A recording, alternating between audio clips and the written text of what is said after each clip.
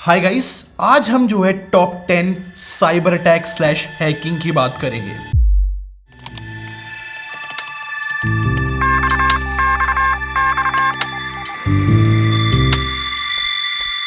सबसे पहले यहां पर मैं आप लोगों से बात करना चाहूंगा।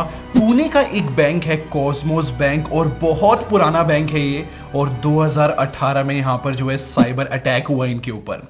होता क्या है, अगस्त 11 को जब सैटरडे होता है और बैंकिंग सिस्टम इतने एक्टिव नहीं होते, तो एक हैकर ग्रुप ने पूरा का पूरा एक स्ट्रेटजी बनाई और उनका कोर बैंकिंग सिस्टम जो सीबीएस होता है उसको बाईपास कर दिया। इनफैक्ट एटीएम का भी पूरा सिस्टम जो होता है उसको भी बाईपास कर दिया। और उस सीबीएस में होता क्या है, वो ये डिसाइड करता है कि जो भी यूजर अपने अकाउंट से पैसे डेबिट कर रहा है उसके अकाउंट में इतना पैसा है या फिर नहीं, उसी को ही बाईपास करना सबसे बड़ा साइबर अटैक उसको बनाता है। ऊपर से इस हैकर ग्रुप ने जो है डार्क वेब पे जाकर इस बैंक के यूजर्स का डाटा खरीदा और उनके एटीएम कार्ड का क्लोन तक करा। इनफैक्ट इन लोगों ने ऐसा सेटअप किया था कि एटीएम पे लोग थे जो पैसे विड्रॉ करेंगे, और क्योंकि सीबीएस हैक था तो कितनी भी अमाउंट विड्रॉ हो रही थी। और बात यहां पर खत्म नहीं होती, इन लोगों ने जो है 12,000 ट्रांजैक्शन अलग करी जो कंट्री से बाहर पैसे भेजते हैं वीजा कार्ड के थ्रू, और 3,000 के करीब करीब जो रुपे कार्ड से भी इन लोगों ने ट्रांजैक्शन करी। तो टोटल 80 करोड़ जो है अगस्त 11 को हमारे इंडिया से बाहर पैसा चला गया। स्टोरी का क्रेजी पार्ट तो ये है, जब हमें लगा कि अटैक खत्म हो गया है सैटरडे को, क्योंकि उस टाइम पे बैंक सिस्टम एक्टिव नहीं थे, इन लोगों ने जो है मंडे को एक और ट्रांजैक्शन करी इंडिया से बाहर सीधा हांगकांग बेस्ड अकाउंट में, और वहां से मंडे को ही 14 करोड़ रुपए जो है हांगकांग ट्रांसफर हो गए। तो टोटल जो है 94 करोड़ रुपीस का ये पूरा अटैक था। ये माइंड ब्लोइंग हो गया था सबके लिए। और करंट स्टेटस की बात करूं तो 2020 में जो है 5.72 करोड़ जो है रिकवर कर लिए इस पूरे अटैक के, जो हांगकांग में पैसे भेजे थे वहां से, और साथ में कुछ 14 से 15 लोग अरेस्ट भी हुए हैं जो इस हैकिंग में इन्वॉल्व थे। अब नेक्स्ट हैक जो है वो 1990 का है, जो कि एक एलए बेस्ड रेडियो स्टेशन के ऊपर हुआ। आप लोग को पता होगा जनरली जो रेडियो स्टेशन होते हैं वो नए नए कॉन्टेस्ट लेके आते रहते हैं। तो उस एलए बेस्ड रेडियो स्टेशन ने डिसाइड किया हम भी एक कॉन्टेस्ट लेकर आएंगे जहां पर फ्राइडे को हम 3 गाने एक पर्टिकुलर ऑर्डर में बजाएंगे, और जो भी 100 सेकंड कॉलर होगा उसको एक पोर्शे कार गिफ्ट में मिलेगी। और इस कॉन्टेस्ट पे इंटरेस्ट आता है केविन पुल्सन का, जिसने उस रेडियो स्टेशन को आगे जाकर हैक किया। तो फ्राइडे का दिन आ जाता है और वो गाने जो है पर्टिकुलर ऑर्डर में बजते हैं, और रेडियो स्टेशन पे जो है कॉल्स आनी शुरू हो जाती है। और मजे की बात तो ये होती है कि केविन पुल्सन जो है हर एक चीज जो है कंट्रोल कर रहा होता है, हर एक फोन लाइन उसके अंडर कंट्रोल होती है। और जैसे ही केविन देखता है कि 100 सेकंड कॉल आने वाली है, वो सारी कॉल्स को ब्लॉक कर देता है और वो फोन मिलाता है 100 सेकंड कॉल पे और कहता है कि मजे की बात, वो पोर्शे कार जीत जाता है। और कुछ टाइम बाद इन्वेस्टिगेशन होती है और पता चलता है कि उसने हैक किया था, और 1994 में उसको जेल होती है, रेडियो स्टेशन हैक के लिए भी और बाकी और हैकिंग के लिए भी। और क्या आपको पता है, अभी रिसेंटली 2022 के अंदर ही जो है 25 यूट्यूब चैनल्स को भी जो है एक तरीके से टेक ओवर कर लिया गया, और वहां पर सिमिलर वीडियोस अपलोड हुई वन वर्ल्ड क्रिप्टो करेंसी के नाम से, और वो एक अजीब सा कोड होता है, और फिर सडनली वो वीडियो डिसअपियर भी हो जाती है और किसी का चैनल हार्म भी नहीं होता। वो भी एक बहुत क्रेजी बाईपास था जो रिसेंटली अभी आया है यूट्यूब पे। जो नेक्स्ट अटैक है वो बहुत बड़ा है, और ये हुआ था 2014 में, वो भी सोनी पिक्चर्स के ऊपर।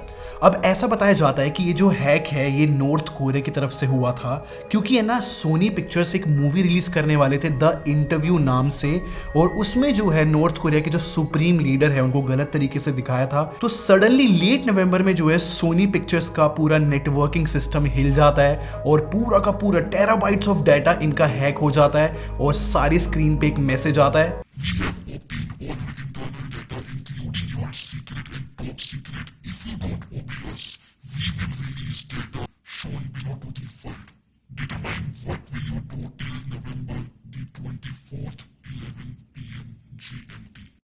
और टाइम चलते हैकर ग्रुप्स ने जो है सोनी पिक्चर्स की 4 अनरिलीज्ड मूवीज जो है पब्लिकली पब्लिश कर दी, और उनकी जितने भी एम्प्लॉयज थे उनका परफॉर्मेंस, सैलरी, सारा जो डाटा होता है वो भी पब्लिकली लीक कर दिया था। मोरोवर हैकर ग्रुप्स ने जो है जर्नलिस्ट तक को पासवर्ड प्रोटेक्टेड फाइल भेज दी थी सोनी पिक्चर्स की, और इतने जो है सोनी पिक्चर्स का जो नेटवर्क हैक हुआ था उसको रिपेयर करने में बहुत टाइम लगा, और जितने भी एम्प्लॉयज थे सोनी पिक्चर्स के वो व्हाइट बोर्ड पर काम कर रहे थे, उनका सिस्टम इतना डैमेज था। इनफैक्ट सोनी पिक्चर्स ने सोच लिया था कि द इंटरव्यू मूवी ये लोग रिलीज नहीं करेंगे।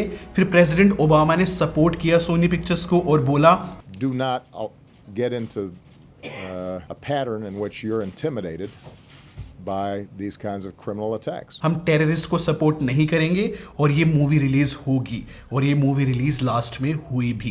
अब नेक्स्ट हैक जो है 1999 में होता है, जब लोगों के हाथ में कंप्यूटर्स आने लगे थे और ईमेल बहुत ज्यादा यूज होने लगा था, और उस टाइम पे जो है लोग माइक्रोसॉफ्ट ऑफिस बहुत ज्यादा यूज करते थे। तो एक हैकर डेविड एल स्मिथ ने एक वायरस बनाया जिसका नाम था मेलिसा, और फन फैक्ट ये वायरस का नाम जो है एक स्ट्रिपर से इंस्पायर्ड था। ये मेलिसा वायरस जो है वह डॉक्यूमेंट के थ्रू फैलता था, और आउटलुक पे लोगों के पास एक ईमेल आती थी, here is a file you have asked for, don't show it to anyone else. और जैसे ही कोई इस फाइल को ओपन करता था तो उसकी आउटलुक में 50 लोगों को सेम ईमेल फॉरवर्ड कर दिया जाता था, और ये पहला successful email aware computer virus था। और इसके चलते हुआ ये इंटरनेट बहुत स्लो हो गया, क्योंकि इतने ज्यादा ईमेल फॉरवर्ड हो रहे थे कि बहुत सारी कंपनीज के जो मेल सर्वर है वो ओवरलोड होने लगे, और लास्ट में माइक्रोसॉफ्ट को अपना मेल सर्वर शट डाउन करना पड़ा। ऊपर से 1 मिलियन ईमेल अकाउंट जो है पूरे बर्बाद हो चुके थे, और इन सब की वजह से जो है एंटीवायरस की सेल बहुत ज्यादा बूस्ट होने लगी। और कुछ टाइम बाद जो है स्मिथ पकड़ा गया जिसने वायरस बनाया था, और उसको जो है 20 महीने की जेल हुई और $5000 का फाइन भी। और ये बात 1999 की है, भूलना मत। और अब बात करते हैं वर्ल्ड के सबसे पहले डिजिटल वेपन की, जिसका नाम है स्टक्सनेट, और ये सबसे पहले जो है ईरान में मिला था 2010 के अंदर। और ऐसा बताया जाता है कि इजराइल और यूएस ने मिलकर ये वर्म बनाया था जिससे ईरान की न्यूक्लियर फैसिलिटीज को स्लो किया जाए। इस ईरान की न्यूक्लियर फैसिलिटी को स्लो इसलिए करवाना था यूएस और इजराइल को, जिससे रीजनल वॉर ना शुरू हो जाए। पता है इस अटैक को एग्जीक्यूट कैसे करा था? जो ईरानियन की न्यूक्लियर फैसिलिटीज थे ना, वहां पर कोई भी इंटरनेट नहीं था, बहुत मुश्किल था वहां तक वो वर्म पहुंचाना, वो अटैक पहुंचाना। तो ऐसा माना जाता है कि स्पेशल एजेंट्स के थ्रू ईरानियन फैसिलिटीज के अंदर गए और वो यूएसबी स्टिक उनके सिस्टम में डाली, और तब जाके इन्फेक्ट हुआ। और इनफैक्ट 15 से ज्यादा फैसिलिटीज इन्फेक्ट हुई, उसमें 2 लाख मशीन्स इन्वॉल्व थी। और इन्फेक्ट होने के बाद जो ईरान के न्यूक्लियर वेपन्स थे वो धीरे धीरे स्लो डेवलपमेंट में होते चले गए, लाइक काफी ज्यादा स्लो। तो ये एक प्राइम एग्जाम्पल था जहां से हमें दिखता है कि साइबर वॉर कैसे होती है डिजिटली। नेक्स्ट हैक जो है मेरे हिसाब से हम लोगों से रिलेटेड है।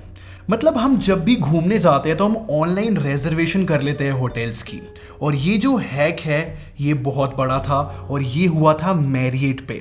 2014 से लेके 2018 तक जो मैरियट है उसके डाटा जो है हैकर्स के हाथ लग चुका था, और 4 साल तक खबर तक नहीं थी उनको। और आप नंबर सुन के हैरान हो सकते हो, क्योंकि 500 मिलियन गेस्ट का जो सेंसिटिव डाटा है वो हैकर्स के हाथ लगा हुआ था, जैसे कि उनका name, gender, age, passport number, payment की डिटेल्स, ऐसी बहुत सेंसिटिव इंफॉर्मेशन 4 साल तक बिल्कुल ओपन थी। फिर सडनली 2018 में मैरियट के इंटरनल सिक्योरिटी टूल ने पकड़ा एक अजीब सी एक्टिविटी कि उनका जो रिजर्वेशन वाला डेटाबेस है उसमें कोई एक्सेस कर रहा है। और फिर वहीं से मैरियट को पता लगा कि उनका डाटा जो है हैकर्स ने इनक्रिप्ट कर लिया है और उड़ा भी दिया है, गायब कर दिया है पूरा। और इस पूरे अटैक का रीजन बताया जाता है कि मैरियट जो है अपडेटेड सिक्योरिटी टूल्स यूज नहीं कर रहा था, मतलब आउटडेटेड टेक्नोलॉजी थी उन लोगों के पास, इसलिए। और ये जो मैलवेयर था ना, जो अटैक था, ये ईमेल के थ्रू हुआ था मैरियट पे। और लास्ट में जो है मैरियट को बहुत अलग अलग तरीके से बहुत सारे $1 मिलियन की पेनल्टी देनी पड़ी, और जो उनका गेस्ट का जो सेटिस्फेक्शन स्कोर है वो भी बहुत नीचे गिर गया था। नेक्स्ट अटैक बहुत इंटरेस्टिंग है, क्योंकि 15 साल की उम्र में नॉर्मल लोग जो है क्या बोर्ड्स की तैयारी करते हैं या फिर नॉर्मल क्रिकेट वगैरह खेल रहे होते हैं गली में, लेकिन 15 साल के लड़के ने 1999 में नासा और पेंटागन को हैक कर लिया था। और इस हैक की वजह से नासा को जो है 21 दिन के लिए अपने सिस्टम शट डाउन करने पड़े थे। इनफैक्ट पेंटागन के 2300 ईमेल एड्रेसेस को यहां पर उस हैकर ने ले लिया था, और $1.7 मिलियन का एक एक बहुत इंपॉर्टेंट सॉफ्टवेयर वो तक डाउनलोड कर लिया था नासा का। और इस 15 साल के हैकर का नाम था जोनाथन जेम्स। जब जोनाथन से पूछा गया कि उसने कैसे किया तो उसका कहना था कुछ वीक सिक्योरिटी थी, उसने उसको एक्सप्लॉइट किया और उसने यूनिक्स और सी की किताबें बहुत ध्यान से पढ़ी हुई थी तो उसने बहुत इजीली अटेम्प्ट कर दिया। और ये सब कुछ रिपेयर करने में जो है नासा के $41,000 लगे थे उस टाइम पे। और फिर एक साल बाद 26 जनवरी साल 2000 में वो लड़का पकड़ा गया, उसके घर पे रेड पड़ी और उसको 7 महीने के लिए हाउस अरेस्ट पे रखा गया। और इस पूरे सीन में मजे की बात ये है कि जो जोनाथन है उसके फादर बहुत प्राउड थे क्योंकि उनका कहना था कि वो 20 साल से कंप्यूटर यूज कर रहे हैं, वो भी ऐसा कुछ नहीं कर सकते थे जैसा उनके बेटे ने करा। तो लाइक यहाँ पर प्राउड फादर लास्ट में कंक्लूजन में आते हैं। नेक्स्ट अटैक जो है 1988 का है, जब इंटरनेट की दुनिया बहुत ज्यादा नई थी। जस्ट कुछ ही लोग हुआ करते थे उस टाइम पे जो इंटरनेट यूज करते थे और उस टाइम पे DOS denial of service attack होता है और ये हिस्ट्री का पहला मेलवेयर अटैक भी माना जाता है। और मजे की बात यह है कि ये 23 साल के रॉबर्ट मॉरिस लड़के ने बनाया होता है। और ये जो मेलवेयर है रॉबर्ट मॉरिस ने MIT के नेटवर्क को हैक करके लॉन्च करा जिससे वो पकड़ा ना जाए। लेकिन रॉबर्ट मॉरिस की जो इंटेंशंस थी वो गलत नहीं थी क्योंकि वो बस ये टेस्ट करना चाहता था कि जो नेटवर्क है ये कितना सिक्योर है, कितना लोड झेल सकता है। इसमें होता क्या था कि उस टाइम पे 6000 कंप्यूटर्स के जो नेटवर्क थे वो कंप्लीटली डिस्ट्रॉय टाइप हो गए थे। और इस वायरस का जो नाम है ना वो मॉरिस था, रॉबर्ट ने अपने लास्ट नेम पे रखा था और ये पकड़ा भी नहीं जाता। लेकिन इसके दोस्त ने जो है न्यूयॉर्क टाइम को जाकर टिप दे दी कि ऐसे एक जो काम होने वाला है इंटरनेट पे और ये रॉबर्ट मॉरिस ये काम करने वाला है, नहीं तो वो पकड़ा भी नहीं जाता। और फिर एक साल बाद 1989 में जो है रॉबर्ट मॉरिस पकड़ा गया और उसको जो है 400 घंटे की कम्युनिटी सर्विस की पेनल्टी लगी और साथ में $10,000 का फाइन भी लगा। और सबसे इंटरेस्टिंग बात तो ये है कि आज के टाइम पे रॉबर्ट मॉरिस जो है MIT में इलेक्ट्रिकल इंजीनियरिंग का एक प्रोफेसर है। गाइस हम लोगों को ना अपनी प्राइवेसी बहुत मैटर करती है और इनफैक्ट एप्पल या फिर जो बाकी ब्रांड है वो दिन पे दिन प्राइवेसी इंप्रूव करते जा रहे हैं। बट क्या आपको पता है कि एक ऐसा स्पाईवेयर है जिसमें आपको सिर्फ एक मिस कॉल आएगी और आपको पता भी नहीं लगेगा कि मिस कॉल आई है और आपके पूरे फोन का या फिर डिवाइस का एक्सेस एक बंदे के हाथ में होगा। A to Z चीजें इंट्रोड्यूस कराता हूं मैं पेगासस से। ऐसा माना जाता है कि इजराइल की एक कंपनी है NSO ग्रुप, उसने ये डेवलप किया था और इसको डेवलप करने का रीजन भी बड़ा सिंपल है, जिससे गवर्नमेंट इसको खरीद सके और क्रिमिनल्स या फिर टेररिस्ट के ऊपर एक ट्रैक रख सके। और माइंड ब्लोइंग बात तो ये है कि ये हर एक डिवाइस पे वर्क करता है, चाहे iOS, एंड्रॉइड, विंडोज, इनफैक्ट जो नोकिया के सिम्बियन डिवाइसेस है जो पहले आते थे उन पर भी ये इंस्टॉल किया जा सकता है। स्केरी बात तो ये है कि एक बार फोन में पेगासस इंस्टॉल हो गया तो वो रियल टाइम कैमरा और माइक को सर्विलेंस की तरह भी यूज किया जा सकता है। इनफैक्ट आपकी हर छोटी से छोटी इंफॉर्मेशन वो पेगासस ले सकता है, चाहे फिर वो लोकेशन हिस्ट्री हो, फोटोज, वीडियोस, एवरीथिंग। और जुलाई 2021 में जो है 50,000 फोन नंबर लीक हुए थे जिन पे ऐसा बताया जाता है कि सर्विलेंस करी गई थी, ऐसे रियल टाइम ट्रैकिंग की गई थी। और उसमें बहुत सारे पॉपुलर नाम है जैसे कि अनिल अंबानी, राहुल गांधी, फ्रांस के प्रेसिडेंट और पाकिस्तान के प्राइम मिनिस्टर, ऐसे बहुत सारे नाम इंक्लूडेड है। और करंट सिचुएशन तो ये है कि सुप्रीम कोर्ट ने जो है अभी एक इन्वेस्टिगेशन स्टार्ट करी है और ये इन्वेस्टिगेशन अभी चल रही है। आई लव यू गाइस, इसी बात पे सब्सक्राइब कर दो। खैर आपको मैं ये बताना चाहता हूं कि ईयर 2000 में यहां पर एक वायरस था जिसका नाम था आई लव यू।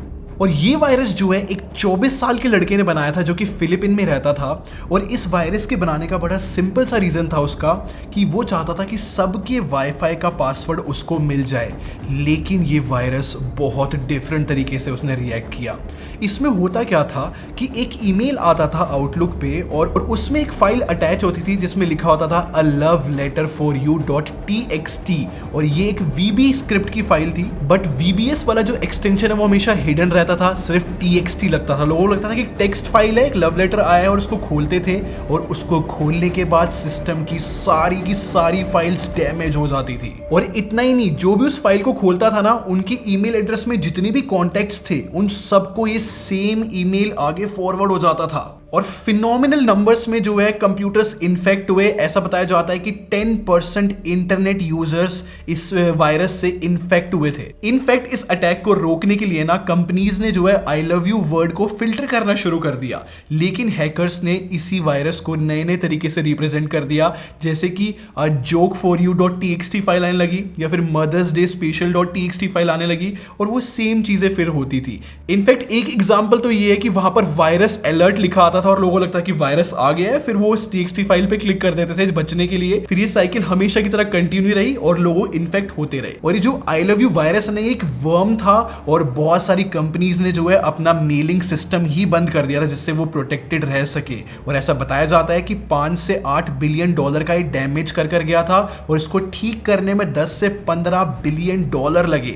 और हाँ, लास्ट में इसका एंड कुछ ऐसे होता है कि एंटीवायरस जो कंपनीज है उन्होंने स्टेप अप किया, तब जाके इसका कुछ एंड हुआ। और यहां पर वीडियो खत्म हो जाती है। आई होप आपको कुछ नया सीखने को मिला और मजा भी आया हो। अगर आया है तो लाइक कर दो और सब्सक्राइब करके हमारी टेक बार आर्मी को ज्वाइन कर लो। हम लोग क्वालिटी में बिलीव रखते हैं। अगले मिलते हैं। Thanks for watching. Bye bye guys.